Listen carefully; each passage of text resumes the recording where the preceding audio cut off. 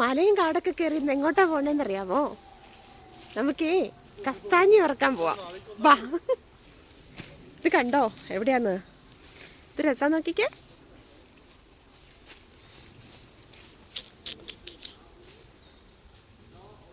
എൻ്റെ പുറകിൽ കാണുന്ന ഇതാണ് കേട്ടോ കസ്താഞ്ഞിയുടെ മരം. തൈ വലിയ മരം.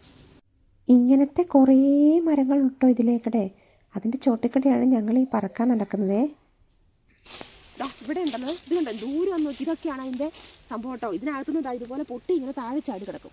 അത് നമുക്കിങ്ങനെ പറിച്ചെടുക്കാം. അല്ലാതെ ഇതുപോലത്തെ സംഭവം ഇതിങ്ങനെ ഇതിനകത്തൊന്നുമില്ല കേട്ടോ. അതിനകത്ത് പൊട്ടി ഓൾറെഡി പോയതാ. പക്ഷെ ഇത് കണ്ടോ, ഇതിനകത്ത് ഇങ്ങനെ പൊളിച്ചു കഴിയുമ്പോൾ ഇതിനകത്ത് കസ്താഞ്ഞി ഇരിക്കും. ഇതാട്ടോ ആൾക്കാരിങ്ങനെ വന്ന് പറക്കിക്കൊണ്ട് പോകും. നല്ല പണിയാണ്. കൈക്ക് മുള്ളും ഉള്ളൂ കേട്ടോ. അതിലിങ്ങനെ മുള്ള് പോലത്തെ ഒരു സംഭവം ഉണ്ട്. നമുക്ക് കയ്യ മുള്ളുകളുണ്ടെങ്കിൽ തൽക്കാലം ഇങ്ങനെ പൊട്ടി കിടക്കണത് പറക്കിയെടുത്താലും മതി. എന്നിട്ട് വീട്ടിൽ കണ്ട വറുത്തില്ല. ഒരാൾ കോലും കമ്പും ഒക്കെ ആയിട്ട് പോയിട്ടുണ്ട്. കസ്താഞ്ഞി പറക്കിക്കൊണ്ടിരിക്കുക. ആവശ്യമായിട്ട് നടക്കട്ടെ കുട്ടിസാ, ആവശ്യമായിട്ട് നടക്കട്ടെ. കൊള്ളാലോ. കൂടുങ്കണ്ട് രണ്ടാവന്മാർ അങ്ങോട്ട് പോയിട്ടുണ്ട്. പിള്ളേർക്ക് ഇതിന് നല്ല എക്സ്പീരിയൻസ് ആയിരുന്നു കേട്ടോ. ഇങ്ങനെ നേച്ചറിനകത്ത് അവരെന്നായാലും ഇൻട്രസ്റ്റ് ആയിട്ട് ഓടി കിടന്ന് പറക്കുന്നുണ്ടായിരുന്നു.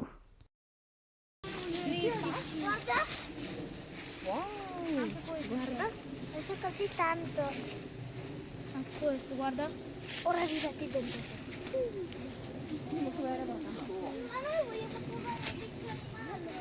ഈ ഒക്ടോബർ മാസമൊക്കെയാണ് കേട്ടോ ഇതിൻ്റെ ഒരു സീസൺ എന്ന് പറയുന്നത്.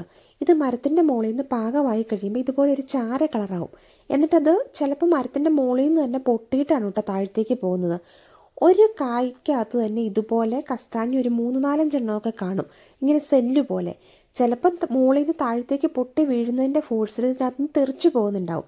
അപ്പോൾ നമ്മൾ ഈ കരിയില മാറ്റി നോക്കുമ്പോൾ നമുക്ക് തറയിൽ കിടന്ന് തന്നെ അല്ലാണ്ടും കിട്ടും. പിന്നെ അല്ലാതെ ഇതിനകത്ത് തന്നെ നമ്മൾ പൊളിച്ചെടുത്താൽ മതി. ഒരു ചെറിയ വടിയൊക്കെ ഉണ്ടെങ്കിൽ ഇങ്ങനെ കൊത്തി കൊത്തി നമുക്ക് എടുക്കാൻ പറ്റും കേട്ടോ.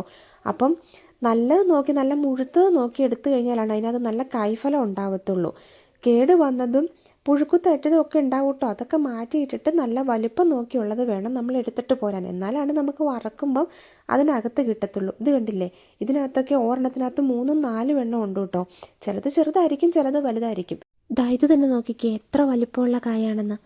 ഒരുപാടിങ്ങനെ ചാടി വീണ് കിടപ്പുണ്ടായിരുന്നു കേട്ടോ. ഒത്തിരി പേരിങ്ങനെ കാൽനട യാത്രക്കാരായിട്ടൊക്കെ വന്നിട്ടുണ്ട് ഇതുപോലെ കസ്താഞ്ഞി പറക്കാനായിട്ടും പിന്നെ ഈ നടവരിപ്പാതകളിലൂടെ നടക്കാനായിട്ടും ഒക്കെ. നല്ല ഒരു ഫ്രഷ് എയർ ആയിരുന്നു കേട്ടോ. ചെറിയ അരുവിയൊക്കെ ആയിട്ട് ഒക്കെ കഴിഞ്ഞപ്പോൾ ഞങ്ങളെല്ലാവരും കൂടി ചുമ്മാ അതിലേക്ക് നടക്കാൻ പോയിട്ടോ. ഇനി ഇതൊക്കെ വീട്ടിൽ കൊണ്ട് റെഡിയാക്കണം. എന്നാൽ പിന്നെ ശരി, പിന്നെ കാണാവേ.